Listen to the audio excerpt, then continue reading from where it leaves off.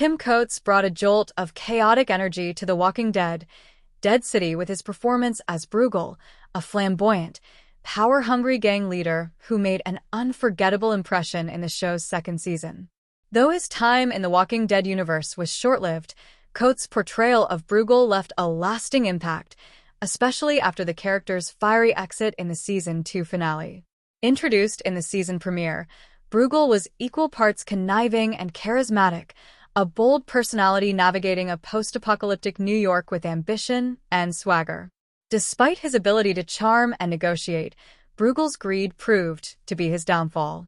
His death came at the hands of Negan in a classic eeny, meeny, miny, mo execution, ending a dangerous game of alliances and betrayal. Speaking with CBR, Coates confirmed that Bruegel's death was planned from the start. It was always a one-season gig, he said. But by episode 5 or 6, there were conversations happening behind the scenes. People were starting to think twice. Still, I knew it was going to be epic and sad. Despite the finality of the character's demise, Coates expressed deep affection for the role. I never once tried to change his fate, he explained. Bruegel was a villain, and villains gotta go. But I do think there's been no one quite like Bruegel in the Walking Dead universe. What set Bruegel apart was his layered personality.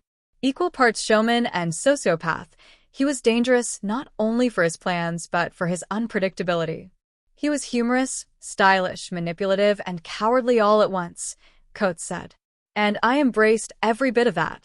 I had an absolute blast playing him. When asked about what ultimately led to Bruegel's downfall, Coates pointed to the character's insatiable hunger for power. He wanted too much, too fast, he reflected. He didn't know how to back off. Even after his confrontation with Negan in episode 4, he kept pushing. He grabbed Maggie and tried to force an alliance. That ambition was his undoing. While Bruegel's backstory remained mostly mysterious, Coates said he and the creative team had ideas about what shaped the character. If the season had more episodes, we would have seen more of his life before the apocalypse, he revealed. He was a man of culture. He knew history, antiquities, he wasn't just some warlord. That contrast would have been fascinating to explore. Coates also praised his co-stars and the production itself, singling out Lauren Cohan and Jeffrey Dean Morgan for their talent and camaraderie. Jeffrey went from being a pal to being like a brother, he shared. That last scene we did together, it was emotional. We were both sad it was ending.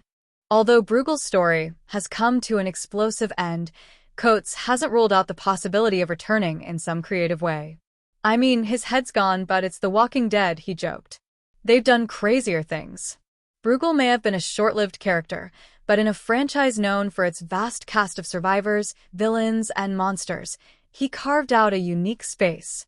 As Coates said, people wanted more of him. And that's a good place to be.